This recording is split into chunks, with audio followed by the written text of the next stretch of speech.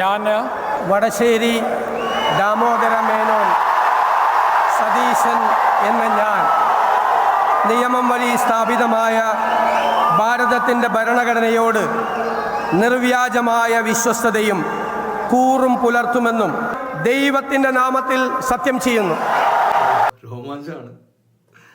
ആദ്യമായിട്ടാണ് ഒരു സത്യപ്രതിജ്ഞ കേട്ടിട്ട് രോമാഞ്ചം വരുന്നത്. തീർച്ചയായും ജനങ്ങൾ ആഗ്രഹിച്ച, ജനങ്ങൾ തിരഞ്ഞെടുത്ത ഒരു മുഖ്യമന്ത്രി. വാനോളം പ്രതീക്ഷയാണ് കേരളത്തിലെ ജനങ്ങൾക്കുള്ളത്. ആ പ്രതീക്ഷകൾക്കൊത്ത് ഉയരാൻ, അല്ലെ അതുക്കും മേലെ ഉയരാനായിട്ട് അദ്ദേഹത്തിന് സാധിക്കട്ടെ. ആ സത്യപ്രതിജ്ഞയുടെ സമയത്ത് ഓരോ വാചകത്തിനും വരുന്ന ആരവങ്ങൾ അത് കേട്ടാൽ അറിയാം എത്രത്തോളം ജനങ്ങളുടെ പിന്തുണ അദ്ദേഹത്തിനുണ്ടെന്ന്. രാഹുൽ ഗാന്ധി ഇരുന്നതെല്ലാം വാച്ച് ചെയ്യുന്നത് കണ്ടു. കാരണം രാഹുൽ ഗാന്ധിയുടെയൊക്കെ ഫേസ്ബുക്ക് പോസ്റ്റുകളുടെ കീഴെ മുഖ്യമന്ത്രിയെ തെരഞ്ഞെടുക്കുന്നതിന് മുൻപ് ലക്ഷക്കണക്കിന് കമന്റുകളാണ് VDS വി വാണ്ട് VDS എന്നും പറഞ്ഞ് മലയാളികൾ കമന്റ് ചെയ്തുകൊണ്ടിരുന്നത്.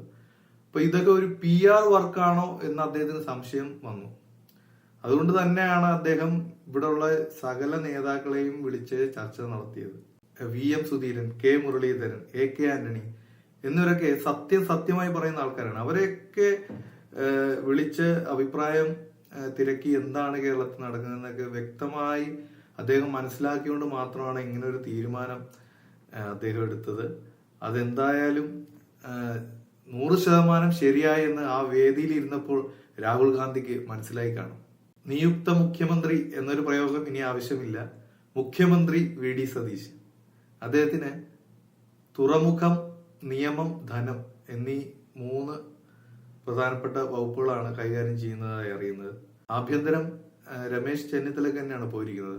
അദ്ദേഹം മുൻപ് ആഭ്യന്തരമന്ത്രിയായി ഇരുന്ന് നിരവധി പദ്ധതികൾ നടപ്പിലാക്കി കഴിവും കരുത്തും തെളിയിച്ച ആളാണ്. അതുകൊണ്ട് ആഭ്യന്തരമന്ത്രിയായി രമേശ് ചെന്നിത്തല തിളങ്ങും എന്നുള്ള കാര്യത്തിൽ യാതൊരു തർക്കവും വേണ്ട. മുഖ്യമന്ത്രിയെ സംബന്ധിച്ച് ആഭ്യന്തരം കൂടെ ഉണ്ടെങ്കിൽ ഒരു തലവേദനയായിരിക്കും എപ്പോഴും. പറയുമ്പോൾ ആഭ്യന്തരമില്ലാത്ത മുഖ്യമന്ത്രിക്ക് എന്ത് പവറാണ്, ആഭ്യന്തരമില്ലെങ്കിൽ മുഖ്യമന്ത്രിക്ക് പവറില്ല എന്നൊക്കെ പറയുമെങ്കിലും അദ്ദേഹത്തിന് ബാക്കിയുള്ള കാര്യങ്ങളിൽ നല്ലപോലെ കോൺസെൻട്രേറ്റ് ചെയ്യാനും തീരുമാനങ്ങൾ എടുക്കാനൊക്കെ പറ്റും. ആഭ്യന്തരം എപ്പോഴും ഒരു തലവേദനയായിരിക്കും, മെയിൻ സംഭവമാണ്. അത് രമേശ് ചെന്നിത്തലയുടെ കയ്യിൽ ഭദ്രമായിരിക്കും എന്നുള്ള കാര്യത്തിൽ സംശയം വേണ്ട. എന്തായാലും തന്ന വാഗ്ദാനങ്ങൾ എല്ലാം പാലിക്കപ്പെട്ടാൽ തുടർഭരണം എന്നത് നിസ്സാരമായിട്ട് മുഖ്യമന്ത്രി VD സതീശൻ നേടിയെടുക്കാൻ സാധിക്കും. നല്ലൊരു ഭരണം കാഴ്ചവെക്കാൻ സാധിക്കട്ടെ എന്ന് ആശംസിക്കുന്നു.